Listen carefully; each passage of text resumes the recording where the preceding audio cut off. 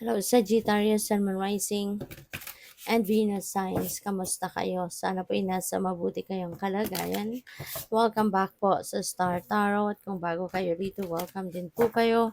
Please subscribe, like, share my videos, and leave me a comment kung nakaresonate po kayo. Thank you.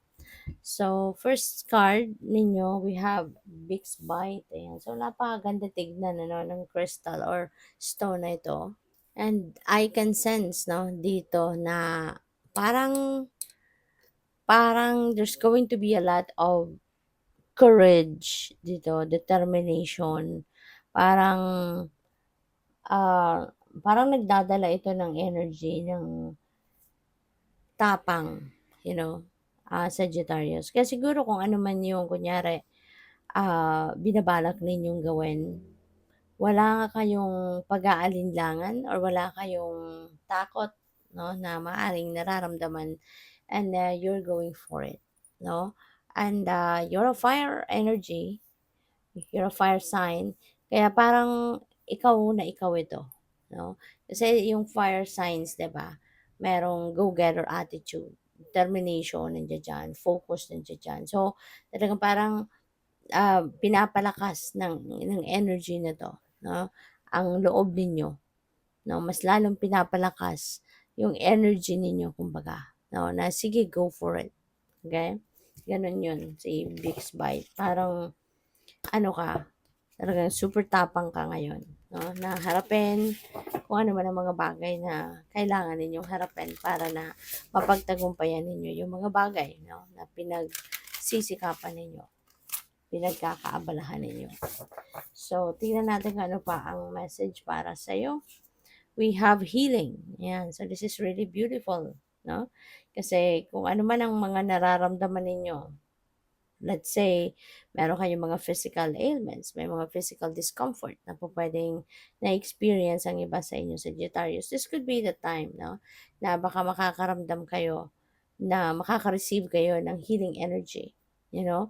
Kaya maaari, no, na makakaramdam na kayo ngayon ng pag-recover sa kung ano man ang mga sakit-sakit, pag pagbabalik ng inyong physical strength, yung vitality ninyo, no, yung alertness ninyo, yung gano'n. At hindi lang physical ailments ang pupuwedeng magkaroon ng improvement dito, but also situations in other areas of life na siguro medyo dark, no, circumstances ang pinagdadaanan ninyo recently. So, that could also receive healing. Maaaring mapansin ninyo na parang gumagaan na din ang inyong pakiramdam, baka mararamdaman ninyo sa ngayon na parang nagiging mas maayos na ngayon ang sitwasyon. Probably, mapapansin din ninyo na, teka, parang merong mga solutions na din, di ba, na dumadating sa buhay ninyo, no? So, good luck. So, tignan natin kung ano pa ang ganap dito for Sagittarius, alright? So, we have the Page of Wands. Ayan. So, si Page of Wands, ano to ha? This is an energy of uh, kasiyahan din, excitement, 'di ba? Si Page of Wands, this could also signify na mayroon kang matatanggap dito ng mga mensahe, information, mga communication na talaga namang pwedeng makapatayo talaga sa inyo sa inyong kinauupuan dahil sa excitement, no? There could be a lot of excitement. There could be a lot of um, excitement at saka saya na hindi mo ma-drawing kumbaga ang saya. Wala kang mapaglagyan, 'no, ng saya at excitement sa mga balitang itong paparating, you know?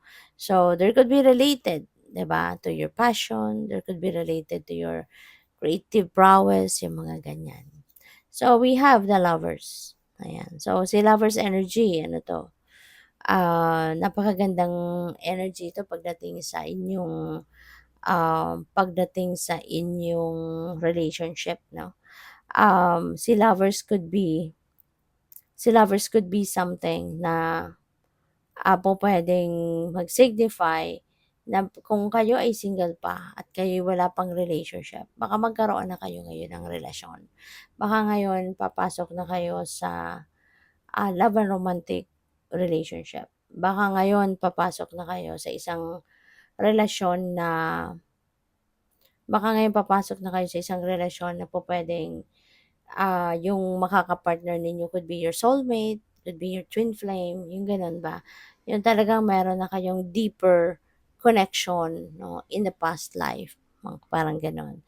So yun, pero kung dati naman na kayo na may relasyon, so pupuwede kunyari dati na kayong mag-boyfriend or girlfriend, so this could be a time 'no, na baka mapag-uusapan na ang pag-level up ng inyong commitment. Mag-aasawa na, 'di ba, preparing for engagement na, yung mga gano'n. So, good luck. So, we have the King of Cups, ayan. So, dito naman si King of Cups, ano 'to, um, this is someone ano, si King of Cups, someone na very intuitive, very sensitive. Si King of Cups then ano ito, um tawag dito, someone that is a very compassionate, napakalalim ng kanyang understanding, napakagaling din niya na magbigay ng advice, yung gano'n ba. Kaya ano din ito si King of Cups, very, ang tawag dito, gandang kausap kasi mabibigyan ka talaga ng sage advice ng taong ito. So what else? We have the Nine of Cups. Nine of Cups is beautiful. This is a time for happiness and joy. This is a time na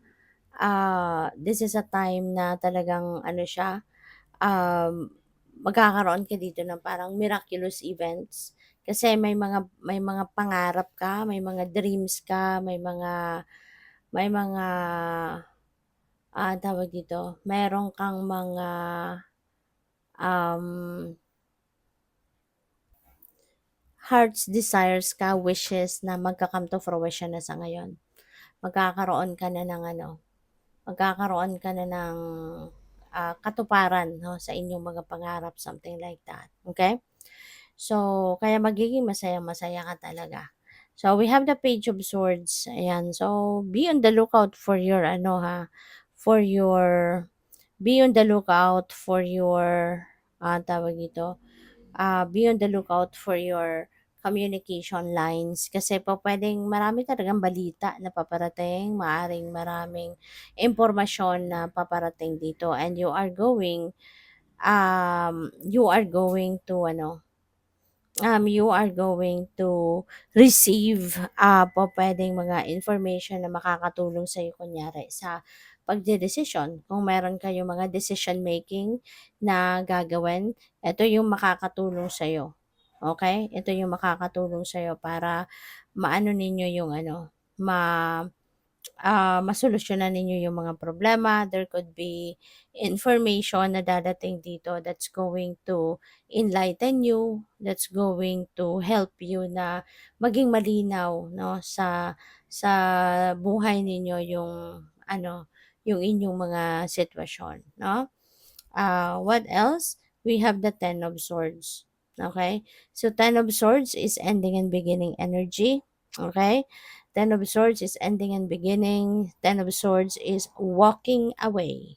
Walking away from something na nagpahirap sa inyo before.